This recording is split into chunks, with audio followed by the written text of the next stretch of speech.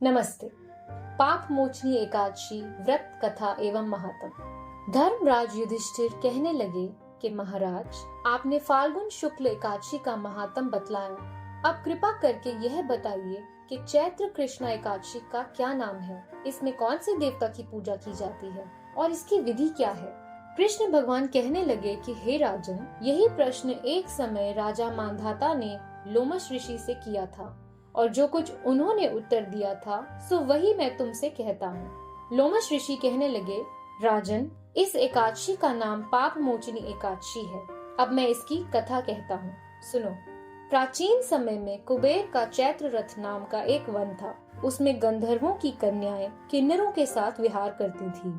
वहाँ अनेक प्रकार के पुष्प खिल रहे थे। उसी वन में अनेक ऋषि तपस्या करते थे। स्वयं इंद्र भी चैत्र और वैशाख मास में देवताओं के सहित वहां आकर क्रीड़ा किया करते थे। वहीं अपने आश्रम में मेधावी नाम के एक ऋषि भी तपस्या में संलग्न थे। वे शिव के भक्त थे। एक समय मंजुघोषा नाम की अप्सरा ने उनको मोहित करने का विचार किया। वह मेधावी ऋषि के तप और तेज को देखकर भय के कारण उनके समीप नहीं जा सकी और दूर बैठकर वाद्य यंत्र पर मधुर गीत गाने लगी। उस समय कामदेव ने भी ऋषि को जीतने की चेष्टा की। कामदेव ने उस अप्सरा को और आकर्षक बना दिया और अदाएं सिखाकर ऋषि की तपस्या भंग करने के लिए सेनापति के रूप में तैयार कर दिया। उस समय मेधावी ऋषि भी युवा और हृष्ट पुष्ट थे, साथ ही यज्ञोपवीत तथा दंड धारण किए हुए ब्रह्म तेज से युक्त थे। मंजुघोषा ऐसे सुंदर ऋषि को देखकर उनकी सुंदरता पर मुग्ध हो गई थी और अपने गीत, चूड़ियों और नुपुरों की झनकार तथा नृत्य कला द्वारा हाव भाव दिखाकर ऋषि को रिझाने लगी। पर्याप्त समय तक यह क्रम चलता रहा और अंत में कामदेव ने ऋषि को पराजित कर दिया। फल स्वरूप मेधावी ऋषि मंजुघोषा के साथ रमण करने लगे और काम के इतने वशीभूत हो गए कि उन्हें दिन और रात्रि का कुछ भी विचार नहीं रहा। इस प्रकार बहुत समय बीत गया। तब एक दिन मंजुघोषा कहने लगी, ऋषि जी, बहुत दिन बीत गए, अब मुझे स्वर्ग जाने की आज्ञा दीजिए। मुनि ने कहा, आज इसी संध्या को तो आई हो, प्रातः काल होने तक चली जाना। ऋषि के ऐसे वचन सुनकर अप्सरा कुछ समय तक और रुकी। अंत में उसने पुनः ऋषि से विदा मांगी तो वे कहने लगे कि अभी तो आधी रात ही हुई है। अप्सरा ने कहा कि महाराज, आपकी रात तो बहुत लंबी है, मुझे यहाँ पर आए कई वर्ष बीत गए हैं। उस अप्सरा की यह बात सुनकर ऋषि को समय का ज्ञान हुआ तो विचार करने लगे कि इस अप्सरा के साथ रमण करते हुए हमको 57 वर्ष 9 महीना 3 दिन बीत गए। तब वह अप्सरा उनको काल के समान प्रतीत हुई। अत्यंत क्रोधित होने पर ऋषि की आंखों से ज्वाला उत्पन्न होने लगी। वे कहने लगे कि मेरी कठिन परिश्रम से एकत्रित की गई तपस्या को तूने नष्ट कर दिया है। तू महापापनी और दुराचारिणी है, तुझे धिक्कार है। तूने मेरे साथ घात किया है, इसलिए तू मेरे श्राप से पिशाचिनी हो जा।